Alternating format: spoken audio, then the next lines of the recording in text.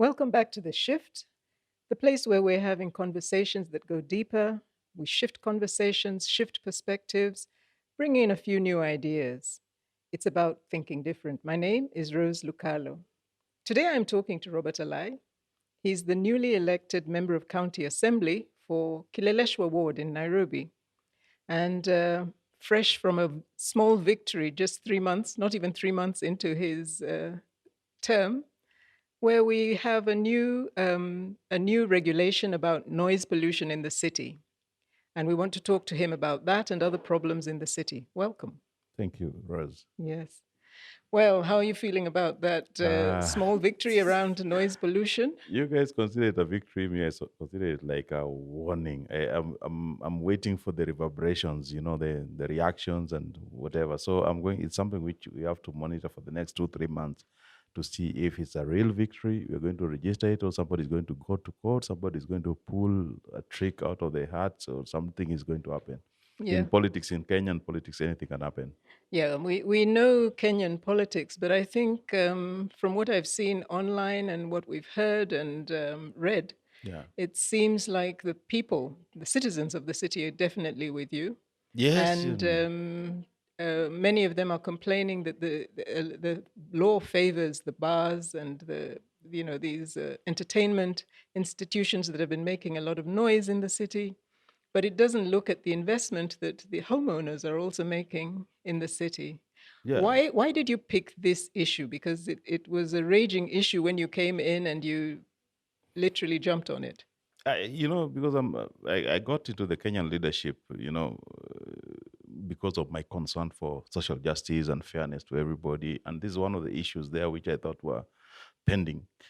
And I've had a problem with it elsewhere, where I've tried to be. I was the chairman of Embakasi Nyayo, and what happens is that you saw when we tried to push back against this bar owners, and then you had NEMA come behind your back and have dealings with them, and you could not do anything. Then I said that the first time I'm elected, then I'm going to have to address one of these things. And but the fortunate thing is that I found it very rampant in Kilalesh, which is very unfortunate to the residents, but fortunate for me because now I can use the Kileleshwa case where I lead, where I'm elected in, to now create change in Nairobi. So whenever I try to talk to fellow MCAs about these issues, I was always told that don't touch that because you're going to cause ripples, and these people employ a lot of your voters and so on and so forth. So I told them that that's make it interesting. So let me touch so that I know that I'm a real politician or not. So I have to create change in that environment. And when I sent a letter to the governor and told him that, you have to ensure that we have peace in our residences, the Physical Planning Act is very much on our side, the Environmental Act is on our side. All these acts favors the residents. In fact, there's no act which favors the revelers or the entertainment spots. All the acts, including the ones which the Liquor Licensing Board Act in the Nairobi County, it favors the residents. You are not supposed to have these bars and pubs and nightclubs inside residential areas. If they are supposed to be there, they're supposed to be in the shopping centers, which you don't have residences. It's supposed to insulate you against the vices of the commercial centers. Then you are only supposed to have the restaurant. But also when you're licensing any of these establishments, you have to involve residents. But none of this was happening. Nobody was involving residents. In fact, the liquor licensing board, which was set up during the Kidero's regime, uh, it was set up, and the person who, the founding leaders, decided to usurp the law. They were not declaring their statements. They were not doing their employment the right way. They were not. Even the auditor general was questioning. Like I found, I'm a member of the Public Accounts Committee in the Nairobi Assembly, and what I found is that the auditor general has been questioning them to present even their reports. But when they presented it last, they found that these people were basically running roughshod. They were Yeah. not using any law known to the people of Kenya. They were not abiding by any ethical standards, accounting wise, and even uh, the general decency. Yeah. So Because it was a very rough, and even the licensing of these things, it was just the board director, the CEO deciding that I want to license, but it's supposed to be it's the sub county committees, residents in the wards and the constituencies, which are supposed to be approving these licenses. It is not happening in Nairobi. Yeah, I think the exclusion of residents, of citizens' participation, is becoming a critical factor in Nairobi, Mm. and Nairobi has reached a stage of growth. I think we're over 4.5 million Yes, yeah. population, which Mm. swells to over 6 million during the Of the day, day, yeah. when you count those who come in for work and trade and everything.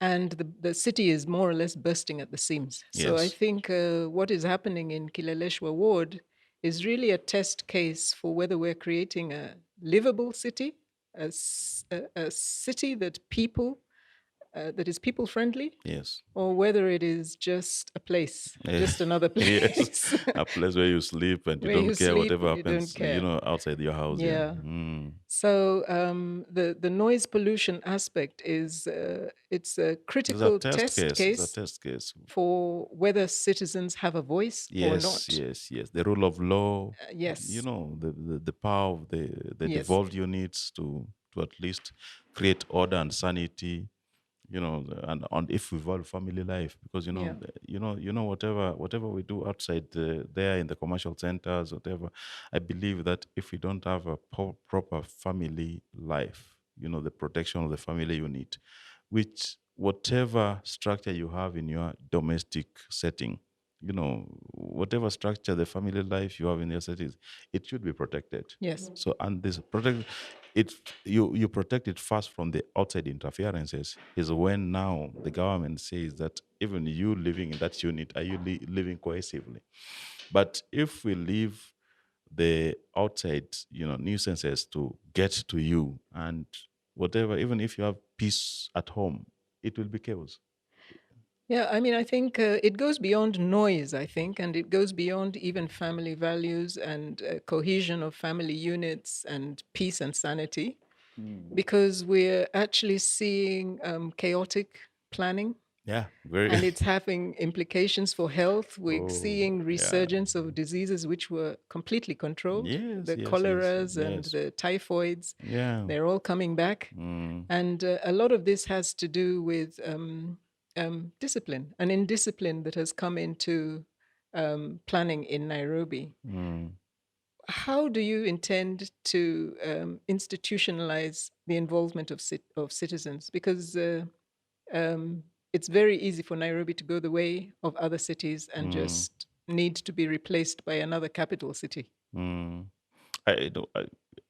This is something which we wanted to do from the word go, because like I said, even during the campaigns, I say that some of these achievements you cannot have them individually, because even for me to get a motion passed, request for a statement, there's a big involvement of the people who are elected like me, or those guys, the special elect, the nominated ones.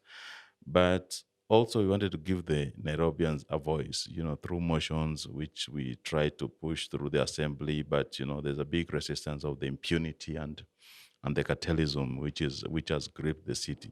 But we know that in the long run, because the kind of vibe I've had today with the fellow elected members is different from what I was having last week, Oh, good. because they have seen the governor moved last evening with a team of enforcement, and now they see the enforcement against noise has always been done by the Nairobi City Council, the enforcement unit, which is the Askaris. But yesterday the GSU got involved. Then the president has spoken today. Then they see now it's serious, and we Yes. are asking them that you guys, we are the UDA and the Azimio in that house is almost at a balance. It's almost at a 50-50, though with a few members, Azimio, the majority side, as we have more than them. But it's almost a very well balanced house. But for them not to see the sense on Thursday, but today they're seeing the sense, it means that they feared what would have happened if we went against the entertainment establishment. through the assembly, which was the best way. The best way for all these actions was to do it through the assembly. So it becomes, a legacy for the Yes. Nairobi city government, both the executive and the assembly side. But also it gives the lawmakers, the managers of the city and the manager of the country a chance to entrench this thing and institutionalize it, like you say. But greed and capitalism is always taking a chance. But will not. This is what is the test of the leadership. It's very Yes. unfortunate that I think in 2 3 days, today is 28th, we are supposed to go on recess on fast for the long holiday, the long recess period up to the first Tuesday of February is when the assembly is supposed to come back. But the committees will sit, the cultural, the environmental, the physical planning one, the ones involved with all these things which are happening will sit, and many others. So the leadership will not lack in that regard.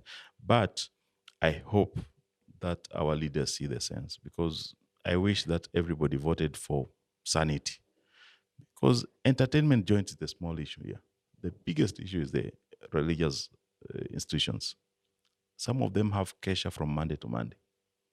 Some places, low income areas, the nuisance is not the bars. The nuisance is the religious, the churches and the mosques. Yes. So how do we control this? How do we ensure that people don't have mental health issues Yes. because of the environment they're living? The environment does not give them a chance to have a quiet and comfortable environment to live and bring up their family.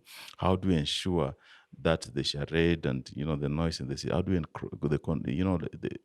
we're trying to push to have quiet zones in the city. Can we have quiet zones? Can around schools be quiet zones?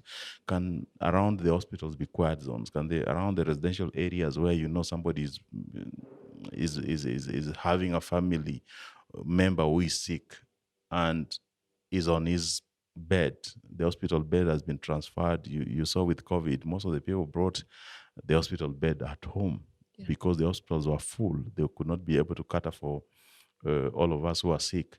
So when you have such a member at home, the home environment is supposed to be very comfortable, but it's not. And this is regardless of our position in the society. Throughout this campaign, I've seen Supreme Court judges complain, cabinet secretaries complain, MPs, and these are the lawmakers. I found even areas where these people are trying to enforce their own semblance of sanity, but it's not working because Nairobi itself, the leadership is focused elsewhere. So I think we need the help of the residents, but I think that we, as the assembly, will take lead in this and will try to push more and more to ensure that we have sanity in that regard. I heard that you're getting requests even from way beyond Nairobi. Yeah. We are getting What requests from places? Kisumu. I saw the governor of Kisumu try to implement the same. He got a bit of backlash, and I told him that for you to achieve much more on this, get the elected leaders, get the MPs and the MCS to lead this initiative. Because if you lead it alone, then people will think that you're doing it to punish somebody who didn't maybe fund your campaign, who was not supportive of you. People are missing the point. Yeah, so it's very easy to use it against you. And that's why I was very happy when the whole country took up the initiative and the campaign. And now it's not a Robert Alai initiative. It's everybody's initiative. I'm very happy to see, the credits go to so and so, and I'm very much happy because it means that a lot of us are seeing the sense in having a very sane environment. Right. Yeah, but and let's have it beyond Nairobi, because a place like Mombasa, I go to Mombasa sometimes regularly, and a place like Mombasa can be chaotic. Yes. Yes, a place like Nakuru can be very chaotic. Kisumu, now you can't even speak about it. But if we replicate it throughout the country, then we're going to achieve a lot. But it goes beyond, when you talk, you've alluded to cartels and the impunity that has reigned, it seems, for quite some time. The rivers around us are beginning to smell of sewage. Yeah. There's a lack of interest in maintaining the infrastructure of the city. You can go to the central business district and find broken sewers, um, no access to water. And yet there's this kind of urgent, rabid construction of buildings. There's a Yeah. hurry to build and no Oh. interest in maintaining the city Yeah. so that it works. Yes. It. How can that be tempered? I think we have to decide. Like just like we are deciding, we are deciding on noise. I think on planning we have to, because this all these issues revolve around planning. We have to decide to live in a very sane city where we have playgrounds, where people value open spaces more than buildings. Because now it seems like Nairobians, if somebody sees an open space, then people ask that why has that place not been built? Mm. But when you see an open space, it should interest you to have a very nice park there. You have a place where you can relax, walk, have an afternoon chat with a friend, sit on the grass and so on. But it's not happening in Nairobi now. And there's a very big rush to build up Nairobi. Some of the properties are being sold off plan out of this country, and people who are buying them are not even Kenyans. And, so it scares me. But so I thought that in this city, for us to build, why don't we have the infrastructure first Yes. for the public utilities? Why don't you have the power? Why don't you have the water? Why don't you have the infrastructure for the sewer system? In fact, shouldn't that be the primary purpose of Yes, government, is yes, to make yes, sure that the infrastructure yes. is there and works Yeah, so so that yeah, so in the next few weeks, I'm going to petition the president that he has to allocate the close to 70 billion, the 62 billion which is needed for Nairobi Water to supply this city with enough water. And this is the government, even the the national government, should take up the initiative to build the northern collector tunnel to finish, to complete, so that we can have at least 1 billion liters of water, which is required in this city in a day. Now we are having a demand of 850 to 1 billion demand, but we are only supplying around 450. The places are being built. There is no attention to the environmental requirement. There is no attention to the aeration and so on. There is no respect for the riparian land. Some of these rivers are being polluted by builders, developers who have built properties. They can't connect to the sewer system, and so now they're draining the whole affluent into the water bodies, which is very wrong. So I'm going to petition, and I hope that this is one of the wars where we'll need a lot of your support. That because the people involved here are very rich, they are very rich. That we need to have water in this city. But before we get the water and before we get the sewer system right, we can't build in some areas. So if you are not going to build, what do we do? Then let them push the government to invest in the sewer system, in the water, because that 62 billion, which is required by Nairobi Water to build to finish the Northern Collector Tunnel, is going to even sort the infrastructure in Nairobi. yes. And if we don't do it, then Nairobi is facing a serious threat of the being a concrete slum. And you realize that the biggest threat to Nairobi now is not the Kibra, the Madare, and all the Mabati slums, the Mukuru kwa Jenga, the Kiambio, and so on. The biggest threat to Nairobi is now the concrete slums. We are slumifying Nairobi, the slumification of Nairobi from the Lavington, the Kileleshwa, the Kilimani. You saw along Argu and Scodex, just next to the Ola petrol station there, somebody decided to build 300 units of bed sitters. 300 units of bed sitters. It scares me what kind of system is needed to handle such a structure, you know, electricity wise and sewer and water, but it's not available in that area. So I don't know where the supplies they're going to get from. But even how somebody came to approve and to let this development continue until the end, even the standards of the development, if you go inside, it's leaking all over. I don't know. But Somebody, it's cause for worry that we have people entrusted with so much power to decide the future of the city, and they face no consequences because they're actually putting at risk lives. They're putting at risk health, and really just kind of they may think that they're building the city, but it's actually going to all have to come down, which is more expensive than putting up. So yes. how do citizens, because it sounds to me like from what you say, the cartels are our biggest problem. The Very big impunity is problem. our problem. Yeah. It is not the legislation, it is not the policies, it is not No. even perhaps we could say there are pockets of good leadership who actually want to do the right thing, but there is a stubborn interest in just riding roughshod over Nairobi and killing Nairobi. It's basically killing Nairobi. Yes, they're struggling in Nairobi, and it's very unfortunate. I think that we need to, from the top leadership, the president and the governor, they need to get the priorities of the Nairobi right. So if you're going to create a platform, the infrastructure, the platform to create change and to bring things to as sanity, the level of sanity needed, I think they need to take lead in that because these cartels are very powerful. Then the leaders in this city needs to be reinducted and told that where is the priority. You don't have to make money in chaos. You can make money in order and sanity and the general good of the society. You cannot only make money where people are suffering and desolate and so on. You can also do politics in a platform where everybody's thriving. I think you're being a bit polite because I think basically we need to, there's a big problem at City Hall. Yeah, It needs to be cleaned out. The it's wrong people are in yes, there. no, They're no, making no. the decisions and making the choices. It doesn't even sound like our If elected leaders have if the if to- say. if today you decided to, let's say the planning department is a problem, and today you decided to clean it. If you removed one engineer from the planning department, I can tell you for a fact that the department will crash. These people were so strategic. They ensured that they were few and they were core. Where you need 17 engineers, you're 4 engineers for the whole of Nairobi. Let's say lighting, physical planning, and so on, and they are old.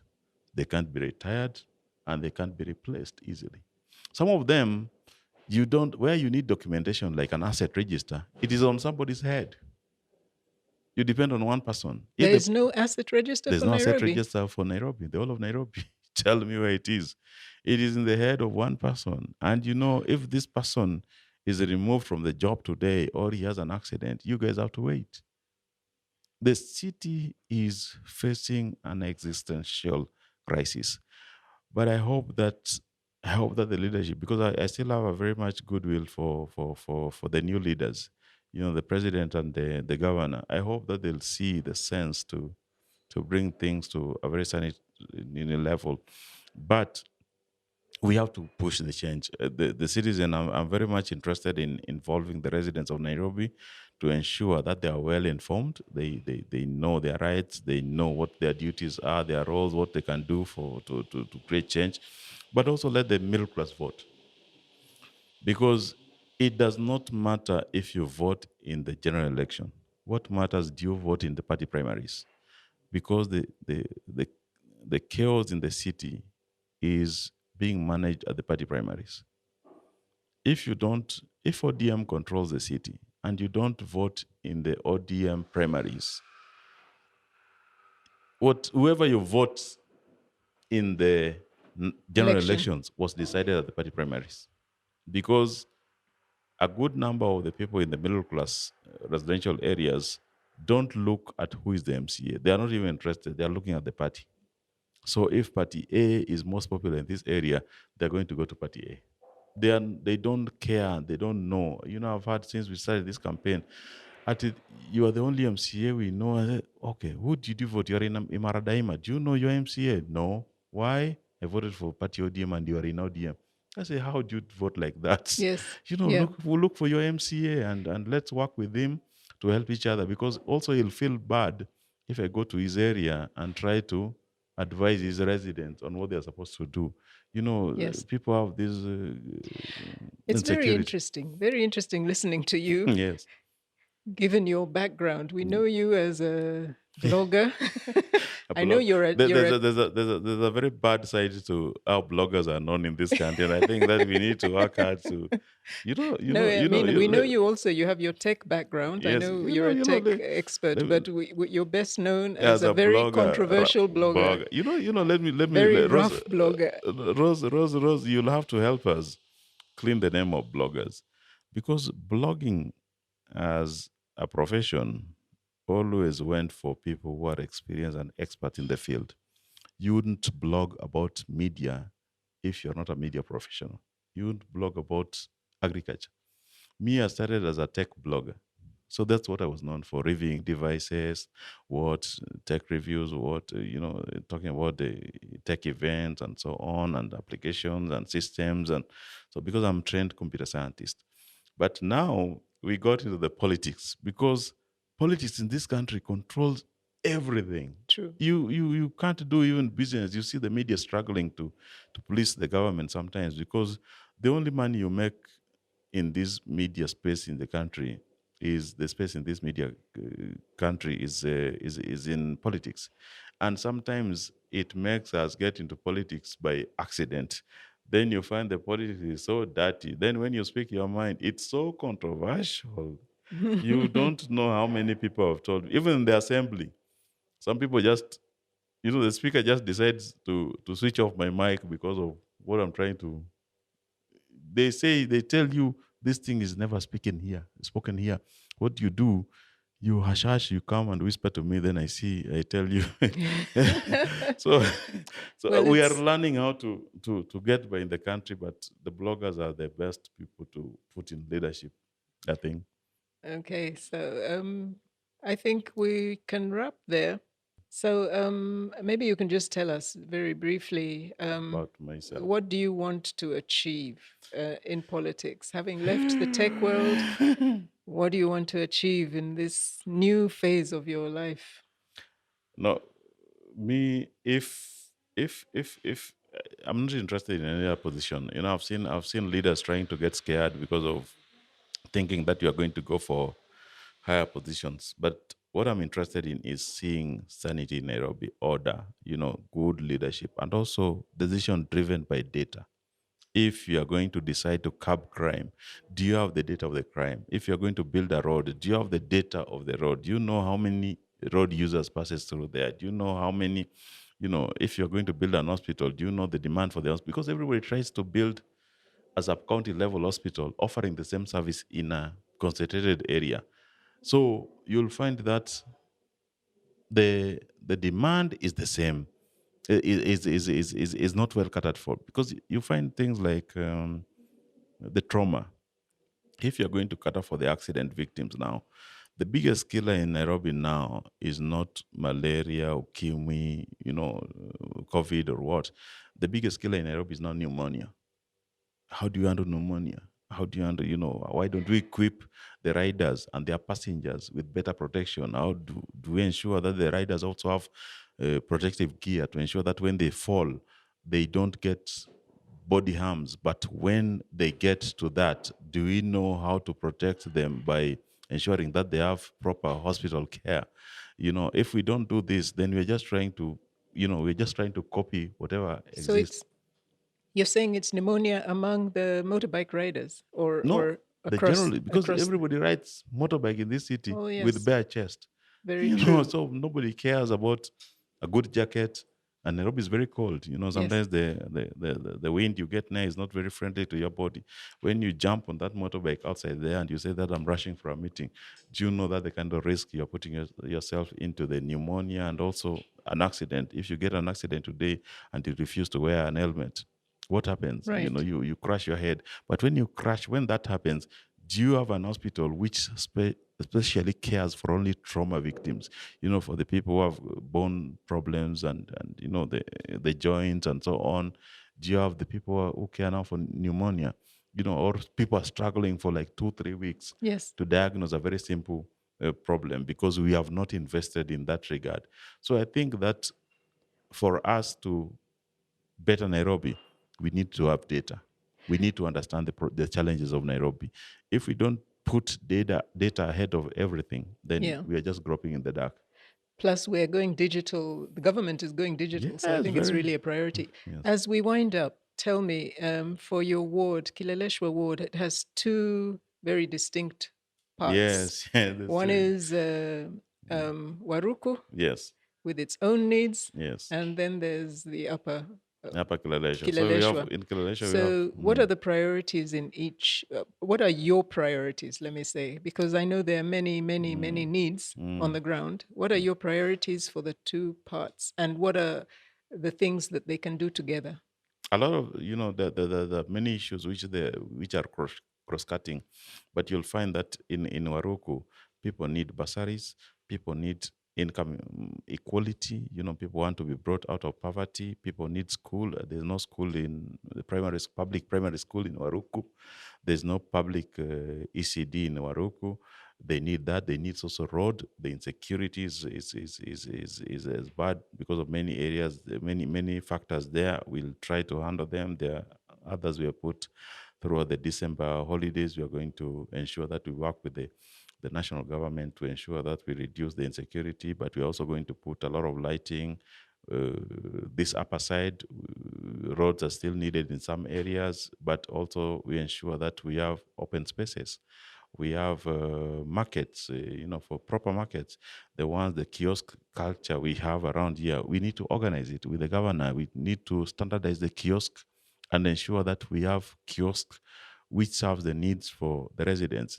You are seeing many residents now in this side of Kileleshwa. They are moving into Chandarana and other high-end, grocery stores to buy their fresh produce. Because what? Not because of anything, but because they don't trust the kiosk next to their houses. They don't look clean. They don't look organized. The butchery there, probably they don't trust the meat. So how do we trust the whole food chain? How do we ensure that the ecosystem can be trusted? How do we ensure that we deliver good food for the Nairobians? How do we ensure that we also ensure that the Nairobians themselves can trace from farm to fork? And that's something which I think we are going to pay attention to. But the Waruku area, we need a lot of campaigns to bridge the inequality gap. If you just cross over into Waruku, I think you'll suspect that maybe you're not in Kilaleshwa, but you're still in Kilaleshwa. We are going to work with the corporates in this area to ensure, and also with the governor, to talk to them to ensure that whatever they earn, can they please share with the residents, can in a special fund which is well managed, even if it's managed by them through their various foundations, the KCB Foundation, Safaricom Foundation. We can work with the Kenya Women Finance Trust and these other initiatives which the government is launching. If we manage those funds well, I think we can bridge the income inequalities, because the urban poverty is more dangerous than the rural poverty. In urban areas here, if you are poor, it scares everyone, because you cannot even get a place to be buried, or you can even not get even a place to sleep, to have a quiet night. Yeah. So, yeah, so I think those are my focus areas, but working with the residents would be the best for me to create a better Nairobi.